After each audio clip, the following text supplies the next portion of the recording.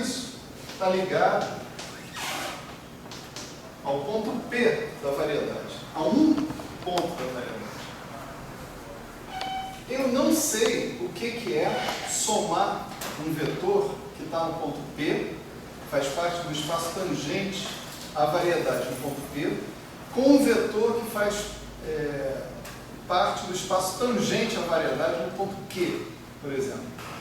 Eu não sei fazer isso. Vou aprender no futuro. Mas ainda não sei. No entanto, isso não me impede de eu definir uma coisa natural que seria um campo dessas coisas ao longo da variedade. A maneira da gente definir isso é a seguinte, né? Você imagina o seguinte: imagina que você tem um vetor, para começar, né? Você tem um vetor, o vetor atua numa certa função f, para me dar um número, não é isso? Vamos supor que eu estou indicando isso aqui por p, ou seja, esse número que eu estou obtendo é função de qual é o ponto p da variedade ao qual eu estou me referindo. Está claro isso para todo mundo? Né? A regra para eu estabelecer o que é um vetor era o quê? Né? Era d dt de f de alfa de t em t igual a zero, né? Supondo que alfa de zero é p. Não era isso? Então está claro que isso aqui depende do ponto p. Se eu falar t igual a epsilon, e o alfa de epsilon for p', isso aqui fica dependente de p'. Né? Isso não vai ser mais o vetor tangente em p, vai ser o vetor tangente em p'. Né? Vamos supor que aconteça o seguinte.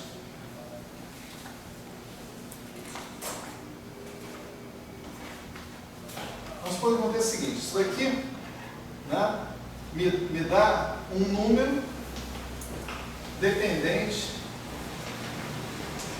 de p. Não é isso?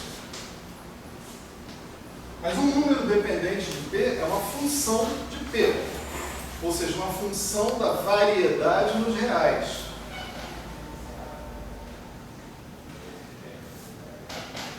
Então, se eu deixar explícito, ou se eu variar esse ponto p, né, ao longo da variedade, eu posso produzir uma função da variedade nos reais, não posso? No ponto p, né, eu pego esse vetor e aplico aqui. No ponto p', eu pego outro vetor, um vetor tangente em p', e aplico na mesma função f.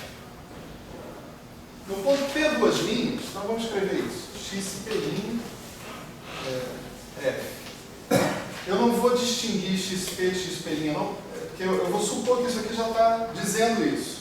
Ok? xp é um vetor, xp' é outro vetor. Tá certo?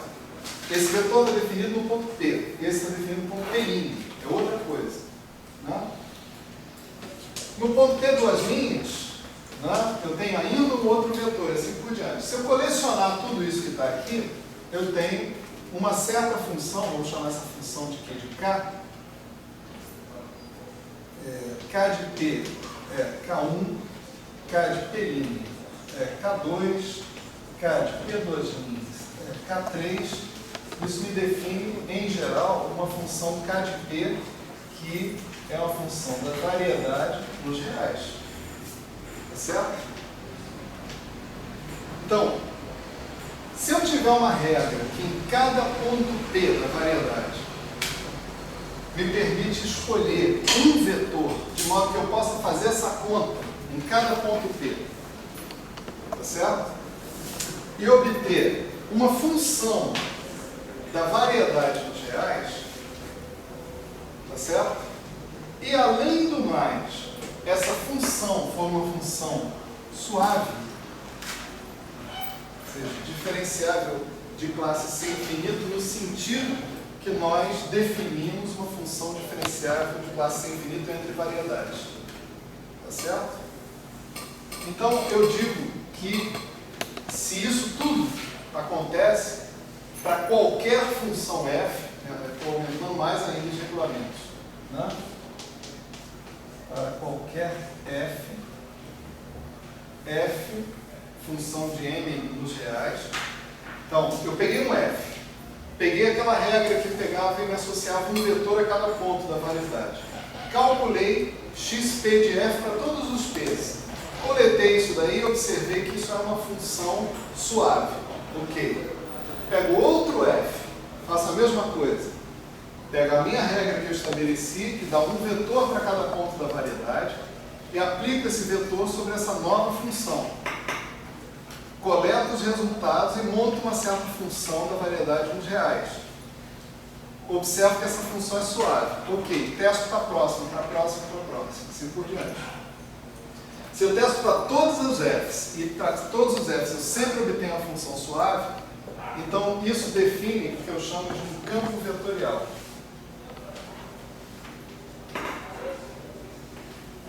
Sobre n. Tá certo? Então o que é um campo vetorial sobre n? Num primeiro momento, é uma coisa que a gente está careca de conhecer, né? Uma regra que em cada ponto eu associo um vetor, um elemento do dPm, daquele ponto P, do espaço tangente naquele ponto. Mas não pode ser só isso.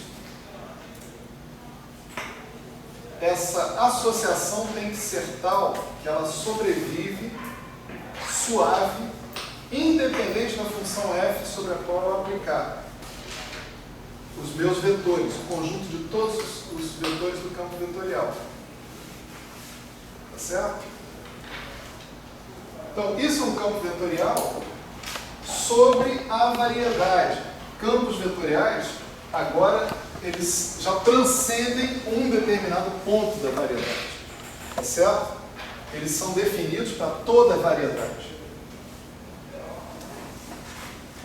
Há variedades onde dá para colocar um campo vetorial globalmente bem definido, há outros onde não dá.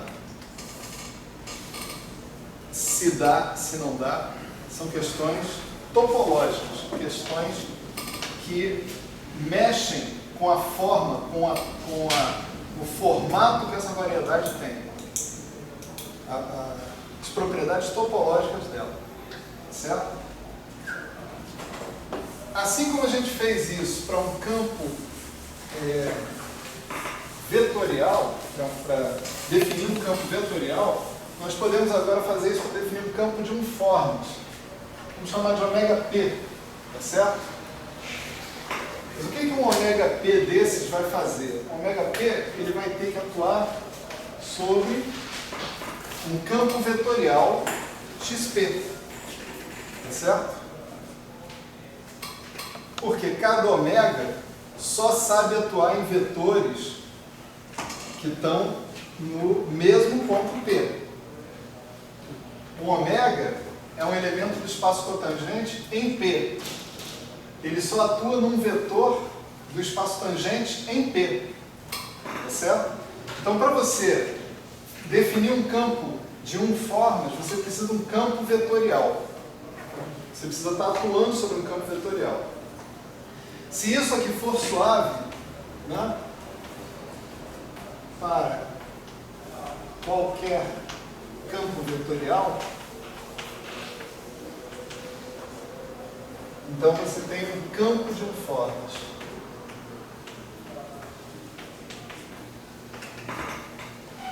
Certo?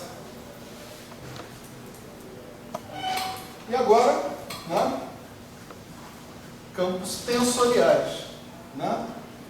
Você tem um P atuando em x1. Não foi assim que a gente convencionou, né? Ômega 1. Ômega Q, x1, xr. Né? Aqui você vai precisar que todos esses caras estejam definidos no mesmo ponto P. E esse cara também no mesmo ponto P. Mais uma vez, se isso aqui for suave, né, então você vai ter um campo tensorial sobre N.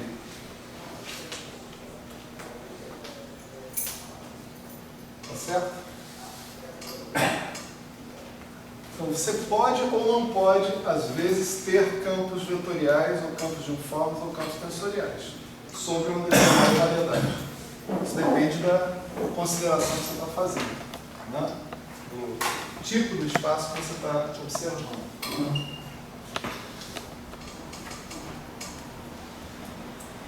É absolutamente imprescindível que esse conceito fique bem claro aqui para todo mundo, porque ele vai ser usado e abusado daqui a pouco, tá certo? Em particular, quando a gente estiver falando de derivada de Lie, né? Daqui a pouquinho a gente vai falar sobre isso, e aí ninguém vai parar para relembrar o que é um campo vetorial, um campo de uniformes ou um campo tensorial, tá certo? Então, dúvidas agora ou silêncio eterno? Fala, professor. Como que eu enxergo as densidades tensoriais nesse caso?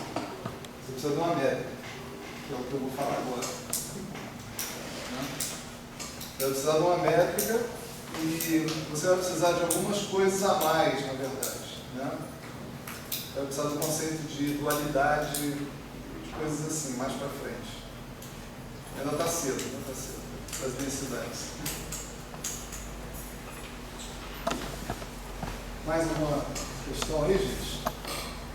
Pode abrir o bico. Está valendo até aquela questão clássica, assim, não estou entendendo droga nenhuma que você está falando. Eu começo tudo de novo.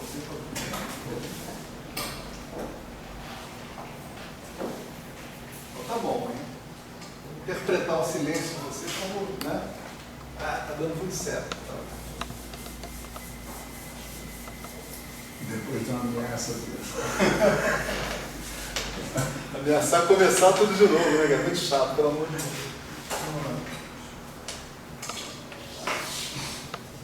Então, olha só, o Leonardo, em sua premonição, né, acabou de dar a dica sobre o que vem agora, né, em seguida.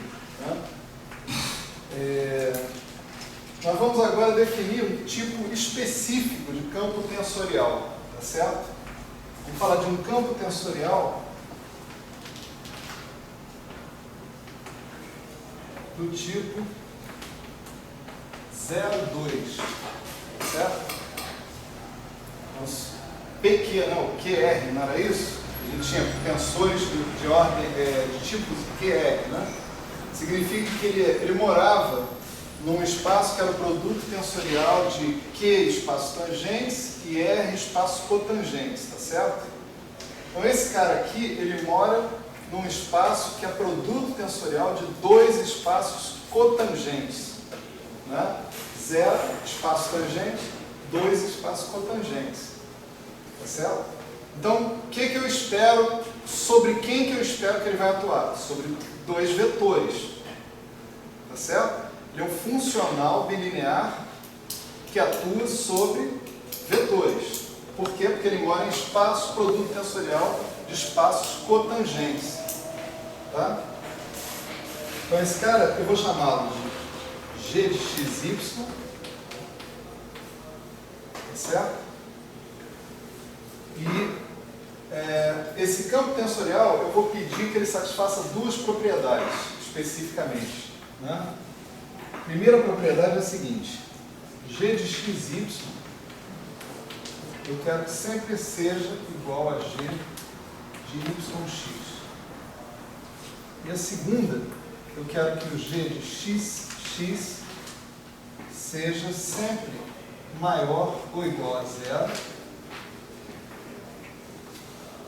E o G de XX igual a 0, se somente se o próprio X for igual a 0. Certo? Essa é a propriedade 2, mas a gente pode também trocar a propriedade 2 para uma propriedade que a gente costuma chamar de 2 linha. Tipo assim, essa sempre, né? E essa aqui, às vezes. Às vezes essa ou às vezes essa, 2 linhas. 2 linhas diz o seguinte, que se G de XY é igual a zero para todo y, né? Perdão, todo x pertencente a qualquer ponto P, TPM em qualquer ponto P, isso implica que o y é igual a zero. Certo? Então, se eu tenho um campo tensorial desse tipo, do tipo 0,2, satisfazendo essa e essa propriedade, ou essa e aquela propriedade, eu digo que eu tenho uma métrica na minha variedade. Tá certo? Nesse caso aqui, eu tenho uma métrica riemanniana.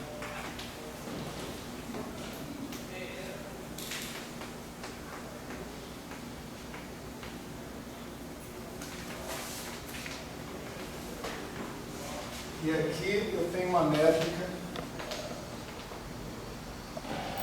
pseudo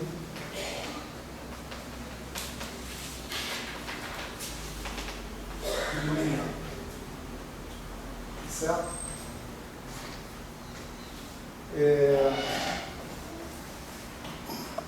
Deixa eu só mostrar umas coisas aqui para vocês que representam propriedades dos coeficientes desse campo tensorial. Tá certo? Então é claro, né? Se você tiver esse G, né, de xy, é claro que ele vai poder ser escrito como G', x'mi, y'mi, né? Tá claro isso? G' são os coeficientes do campo tensorial, e aí você tem o G atuando no mi e o G atuando no ni, né? Tá certo? Aí isso vai dar o quê? Vai dar as componentes, né? x'mi e y'mi, né? Do cara. Então, a primeira propriedade diz o seguinte: se você tiver g de xy é igual a g de yx, né? Isso diz que você vai ter G', Y'mi, X'ni, certo? Mas esses índices são completamente arbitrários e mudos, né? Então você pode fazer isso aqui como sendo G', Y'mi, X'mi, né? O que interessa é que o primeiro índice some com Y e o segundo índice some com X. O primeiro índice soma com Y, o segundo índice soma com X. Né? Agora, se você compara isso com isso e faz X e Y completamente arbitrários, o único jeito, né, de você ter as duas expressões coincidindo é se o G' for igual ao G'. Então, essa propriedade aqui implica que o conjunto de coeficientes que caracteriza esse campo tensorial do tipo 0,2 é uma matriz simétrica, se eu levar em consideração os índices mi e ni. Tá certo? Vamos ver a consequência desse cara aqui. Né? O que significa isso aqui? G de xx ser maior ou igual a zero. Então eu estou dizendo o seguinte: G de xx tem que ser maior ou igual que zero. Né? O G de xx, em princípio, é G', x'mi. E isso eu quero que seja maior ou igual que zero. Né?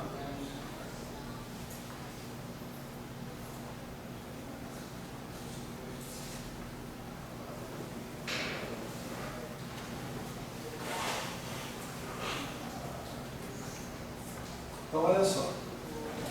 Isso daqui eu posso olhar, né, como sendo uma coisa assim. Eu tenho x1, xn, né, tem a minha matriz G, associada com esses coeficientes G', né, e eu tenho x1, xn. Isso que está escrito aqui é exatamente isso que está aqui. Né? Essa matriz G ela é uma matriz simétrica. Certo? A gente acabou de mostrar isso aqui. Né? Isso aqui diz que G é igual a G transposta. Né? Toda e qualquer matriz simétrica, né, pode ser diagonalizada por uma transformação ortogonal. Todo mundo sabe disso? Né? É uma matriz simétrica, em princípio, de dimensão finita.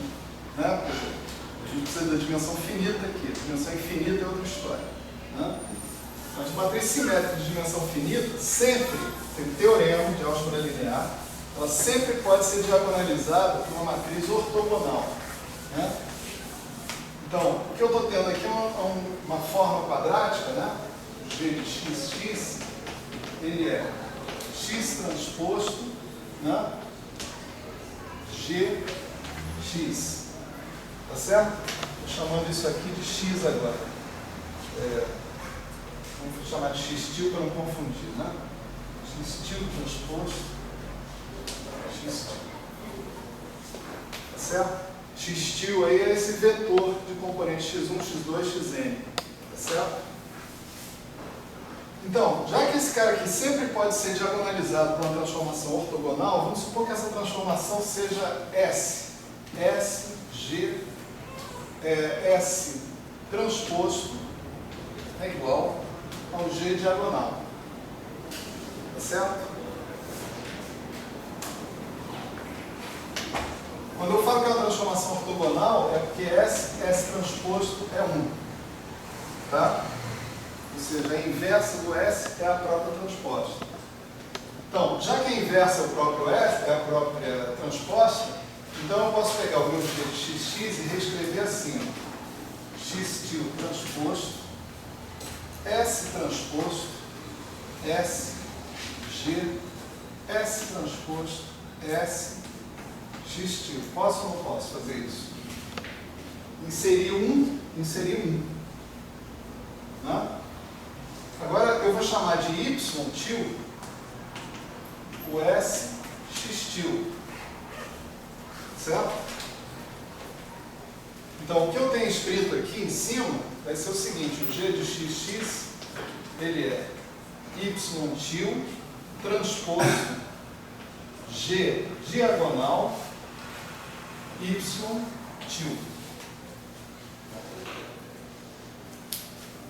Só que agora o cara é um G diagonal. Tá certo? Então, isso daqui é uma forma quadrática. É ou não é?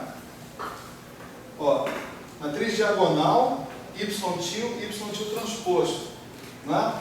Você pensar que aqui você só vai ter, por exemplo, elementos na diagonal, né? O produto dessa matriz com esse vetor, quando aqui for y, vai dar esse número vezes esse cara, esse número vezes o segundo, esse número vezes o terceiro, esse número vezes aqui, até o último número vezes o enésimo.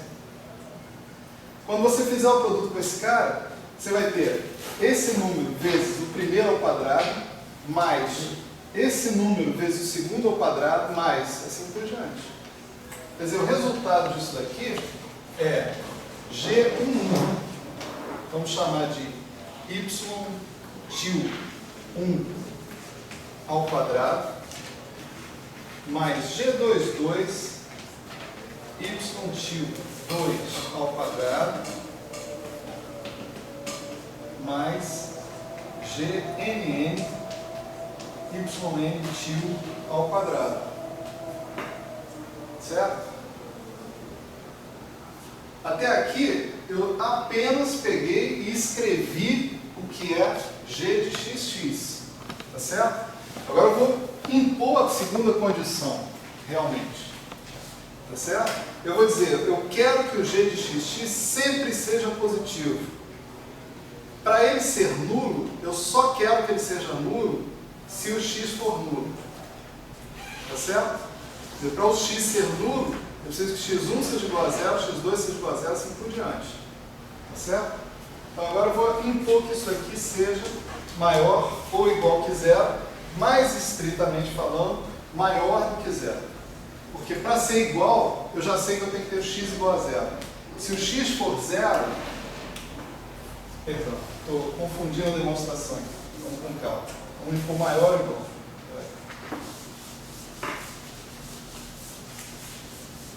Então, voltando um pouquinho, né?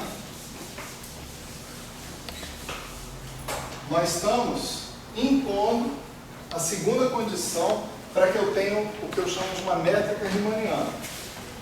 Né? Então, nessa segunda condição, o g de xx tem que ser maior ou igual que zero, e eu coloquei o g de xx nessa forma, onde G11, G22, Gnn são os autovalores da matriz que representam os coeficientes do tensor. Tá certo? Então, estou dizendo que eu quero impor que esse cara aqui seja maior ou igual a zero. Que condições essa condição vai impor sobre os autovalores da métrica? Os autovalores do tensor, da matriz, das componentes que representam o tensor. Olha só, isso aqui não tem que ser positivo, mas isso é uma soma de coisas positivas. Tá certo? Isso tem que ser válido para todo y. Não é isso? Para todo y tio. Em particular, isso pode ser válido para um y que seja diferente de zero, tal que y, por exemplo. Vamos fazer assim. Por exemplo, se y tio é igual a 1, 0, 0, 0, 1, se y tio for isso, toda essa soma aqui se resume a G11. Não é isso? Outro exemplo, se o y tio for 0, 1, 0, 0, toda essa soma vai se reduzir a G22. Fazendo isso, eu encontro que todos os Gs, Nn, né, G e I, né, os autovalores da métrica têm que ser todos positivos ou nulos. Certo?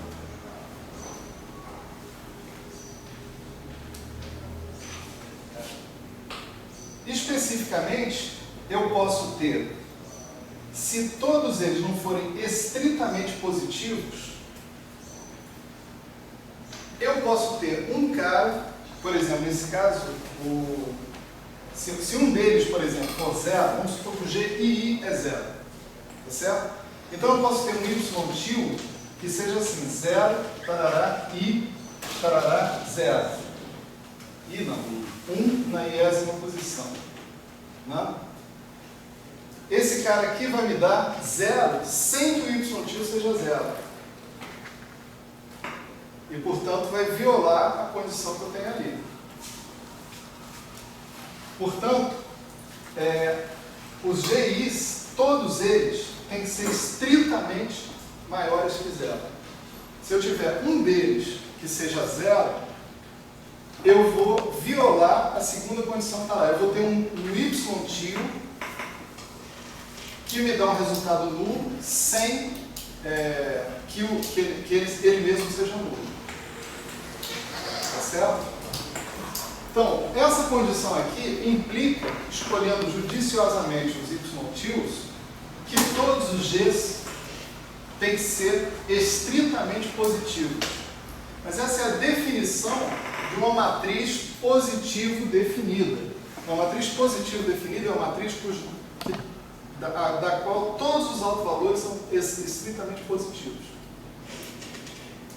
Então, essa segunda condição, ela se traduz em termos dos autovalores da métrica na seguinte afirmação: os coeficientes de Gemini formam uma matriz que é positivo definida.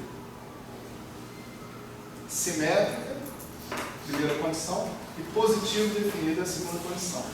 Ah, mas peraí, você fez a discussão em termos do y tio. E você deveria ter feito a discussão em termos do x. Porque você começou falando de x, não quero saber do y, eu quero saber do x. Só que tem uma relação linear e inversível entre y e x. Então, o que eu concluí para o y aqui é bem fácil a gente reconcluir para o x, sem problema nenhum. Ok?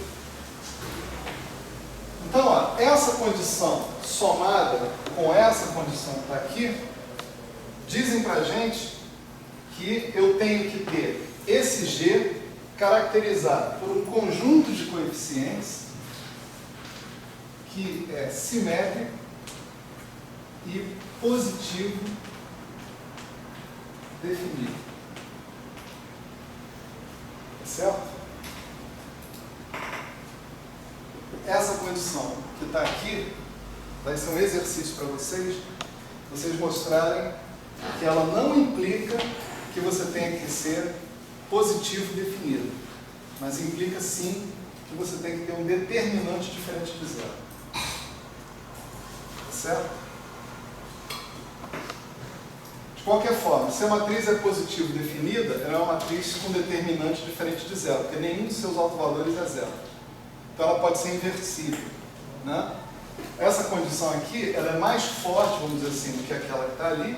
Ela implica uma condição a mais, mas a base dessa condição é que essa matriz que caracteriza esse campo tensorial do tipo 02 é uma matriz inversível. Tá certo? Isso também chega ao mesmo ponto, que isso é uma matriz inversível, andando mais ou menos ao longo dessa linha que eu andei aqui também. Certo? Bom, não falta muito aqui não, mas a gente já está em cima da aula do Álvaro ali. Acho que é melhor a gente parar por agora. Certo? Valeu. Olha só, gente.